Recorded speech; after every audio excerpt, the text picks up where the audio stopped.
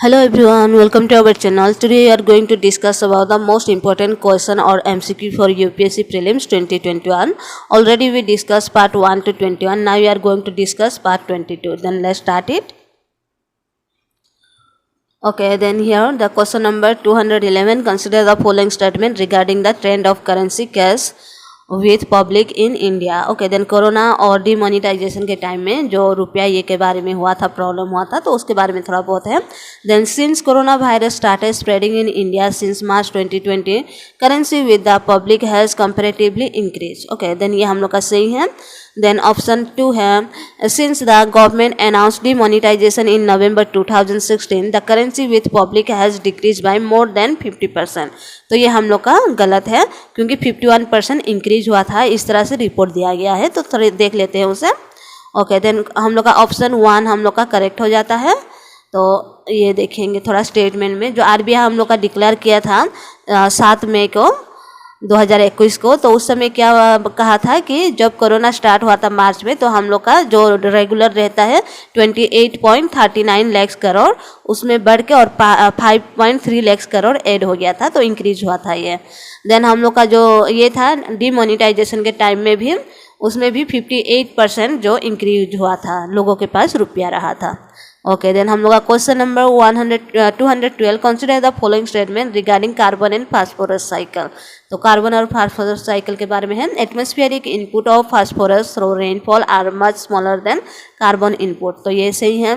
Gaseous exchange of phosphorus between organisms and environment are negligible. ये भी हम लोग का सही है. देन बोथ आर करेक्ट, हम लोग का सी हो जाता है answer, both are correct.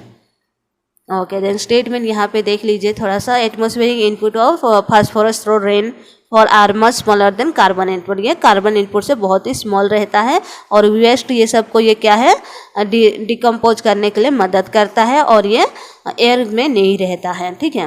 Then दूसरा हम लोग का स्टेटमेंट जो है वो क्या है, ये क्या है, बहुत ही ये है रेयर है, एयर में मिलता नहीं है हम लोग को. कहाँ पे मिलता है ये, वाटर में मिलता है, सॉइल में और सेडिमेंट में मिलता है, बट एयर में ये नहीं मिलता है. ये लिक्विड फॉर्म में या सॉलिड फॉर्म में ही रहता है.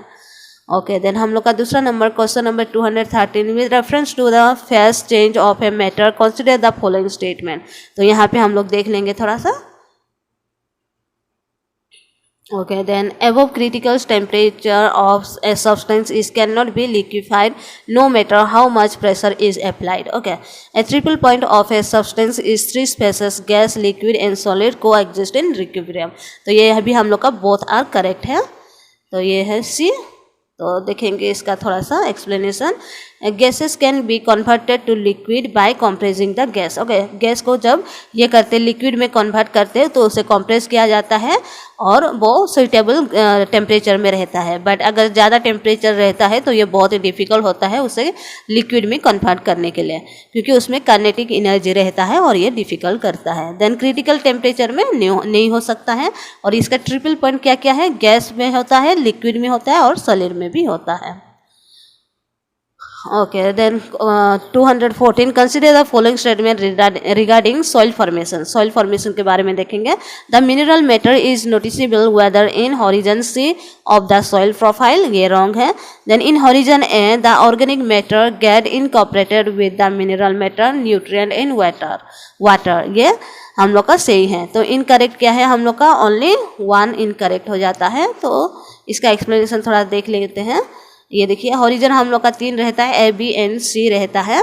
तो ये रहता है ए बी जो हम लोग का टॉप मोस्ट लेयर का रहता है, बीच वाला जो ट्रांजिशन जोन का रहता है बी हम लोग का, और जो मिनरल और मेटर नोटिसेबल वेदर में रहता है वो है हम लोग का. जो ऊपर में जो दिया था हॉरिजन सी वो बी के बारे में एक्चुअली दिया था, तो हम लोग का सी है इसलिए वो रॉन्ग हो जाता है. तो हॉरिजन सी में क्या है, ये compose the loose parent material रहता है, नॉट मच और ओनली पार्टली वेदर. ओके, ये हो गया पार्टली वेदर, ये सब ये होता है. और इसका ये देखिए इमेज में भी आप लोग डिटेल में जाके देख सकते हैं. अगर आप लोगों को पीडीएफ चाहिए तो इसको आप लोग ये कर सकते हो, कमेंट करके मांग सकते हो, मैं इसे ये कर दूंगी, शेयर कर दूंगी इसको. ठीक है, इसके बारे में पूरा डिटेल में है, यहाँ पे है, आप लोग देख लेंगे. Okay, then question number 215. Consider the following comparative statement regarding the national investment and manufacturing zone and special economic zone. Then names or ये सेल्स के बारे में थोड़ा देखेंगे। तो नीम seek to promote high quality and premium manufacturing activity while SEZs are established mainly for the promotion of expert. Okay, then second वाला no separate law in needed to be passed to establish as unnamed while says are established and under the special economic zone 2005. Then third one, approvals of the establishment of NIM is given by the union government while the SEZ are approved by the state government. Okay, then हम लोग का SEZ क्या है, union और state government ये दोनों ही करते हैं, निम्स को भी यूनियन और स्टेट गवर्नमेंट करते हैं। तो हम लोग का 3 गलत हो जाता है, इसमें सही हम लोग का 1 and 2 ऑप्शन हो जाता है। तो चलिए देखते हैं इसका statement. Both names and SEZ are approve by the union government. Okay, हम लोग का जो स्टेट गवर्नमेंट और यूनियन गवर्नमेंट बोल के लिखा हुआ था वो उसमें क्या है, हम लोग का यूनियन गवर्नमेंट ये करता है दोनों को ही, और सेज को भी क्या करते हैं, कंसर्न करता है गवर्नमेंट, स्टेट गवर्नमेंट कंसर्न करते हैं इसे और अप्रूव करते हैं बोर्ड इसका। ओके, देन हम लोग का निम्स इन्वेस्टमेंट निम्स के बारे में है जो वहाँ पे दिया हुआ था डिटेल में, यहाँ पे और उसका डिटेल में है। ये NIMS is a self government governing body declare notified by central government. Okay, central government के ये से ये नोटिफाई होता है और डिक्लेयर होता है। Okay, SEZ are establish mainly for the promotion of export under the special economic zone act 2005। ये जो हम लोग का 2 में दिया हुआ है उसी के बारे में दिया है। Okay, then question number 216, with which of the following in the E-Shakti Initiative Association? Okay, E-Shakti कौन सा ये में एसोसिएट करता है? National bank for agriculture and rural development, then Asian development bank, world bank and ministry of women and children development. तो किसके through ये जाता है? नाबार्ड के थ्रू जाता है, तो ऑप्शन हम लोग का ए से ही हो जाता है। ओके, तो यहाँ पे थोड़ा सा हम ये देखेंगे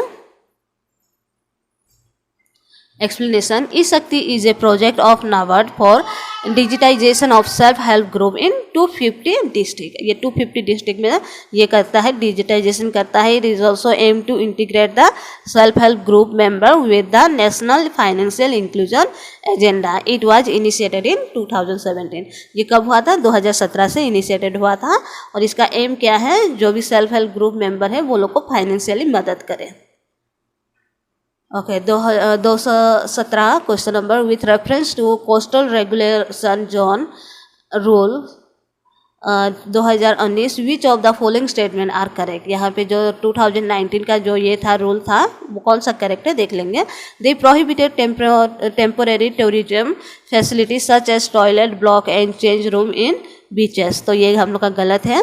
देन हम लोग का सही हो जाता है 2 and 3। They have stipulated and no development zone of 20 meter for island close to the mainland coast including backwater island। Okay, then दूसरा हो जाता है Sundarban region of West Bengal and Gulf of Combat have been recognized as critically vulnerable coastal area। उससे critically vulnerable coastal area recognize किया गया है।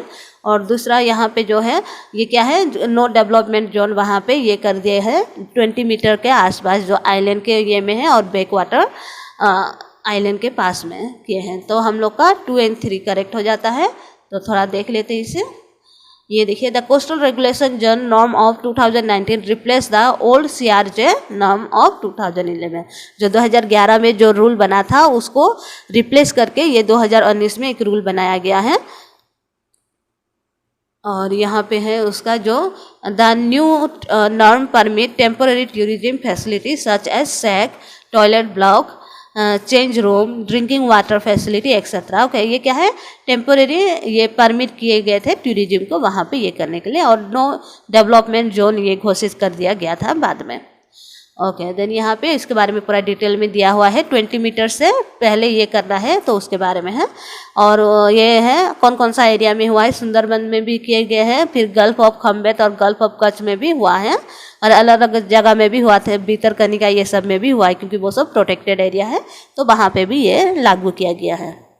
Okay, then question number 218। ये से शुरू करने से पहले और एक बार मैं बोलना चाहती हूँ आप लोग ज़्यादा से ज़्यादा शेयर कीजिए क्योंकि अभी एग्जाम क्या है बहुत ही नज़दीक हो गया है। तो जो भी स्टूडेंट इसके लिए प्रिपेयर कर रहे हैं UPSC के लिए वो लोग के लिए ये बहुत ही इंपॉर्टेंट है। आप लोग शेयर करेंगे तो वो लोग तक जरूर पहुँचेगा और वो लोग फ्री ऑफ कॉस्ट इसे देख पाएंगे।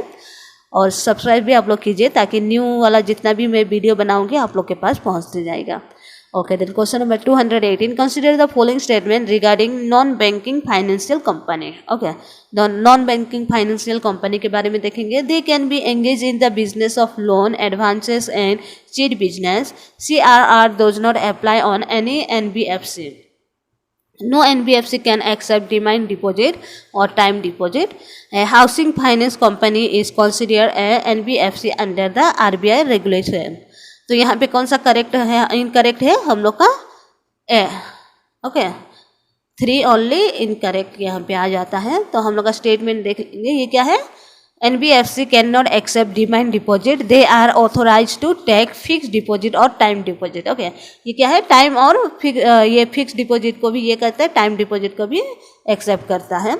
और दूसरा हम लोग का रेगुलेशन अंडर 1956 के तहत ये सब है, जो लोन भी ये कर सकता है, एडवांस भी दे सकता है, और बिजनेस ये सब के लिए बहुत सारा चीट फंड, चीट बिजनेस ये सब भी हो सकता है, इसमें कर सकते हैं.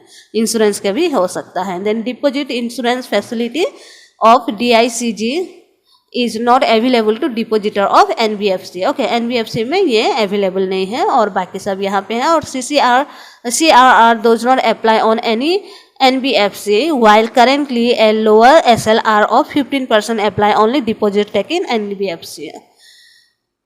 तो यहाँ पे सब डिटेल में है. आप लोग PDF चाहिए तो आप लोग कमेंट करके बताएंगे, मैं शेयर कर दूंगी. Okay, question number 219. Consider the following statement about the national crisis management committee.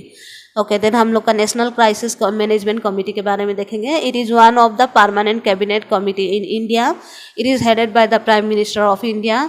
Its spearhead effective coordination and implementation of relief measure and operation is in the wake of natural calamity. Then यहाँ पे हम लोग का कौन सा correct नहीं है उसके बारे में देखेंगे. ठीक है, तो यहाँ पे हम लोग का 1 and 2 इनकरेक्ट है, तो ये हमारा आंसर हो गया. तो देख लेते हैं एक्सप्लेनेशन.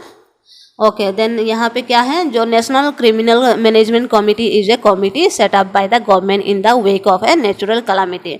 उसको नेचुरल कलामिटी से कैसे बाहर आएंगे या उभर पाएंगे, उसके लिए ये नेशनल क्राइसिस मैनेजमेंट कमिटी को ये किया था, सेटअप किए थे. और यहाँ पे इसका क्या है?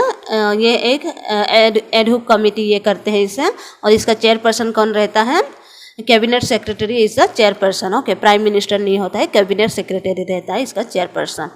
ओके, देन क्वेश्चन नंबर हम लोग का लास्ट का आ गया है 220. Which of the following situation can never cause occur during the period of rising inflation in an economy. Okay, जो अभी हम लोग का इन्फ्लेशन ये सब चल रहा है उसके बारे में है, थोड़ा सा देख लेते हैं. Purchasing power of money decrease, then money lending institution lower their interest rate, volume of export decrease, then people tend to invest their money rather than holding it.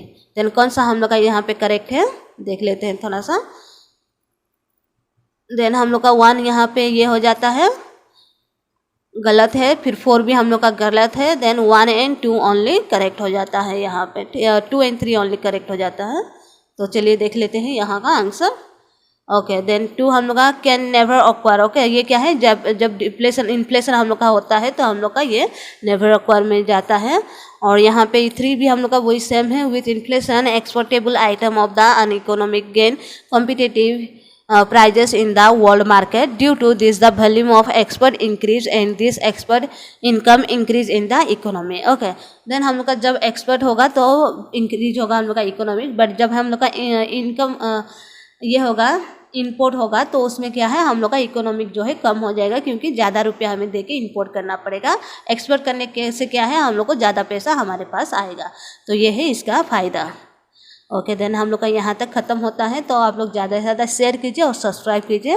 Okay, thank you, take care, bye bye.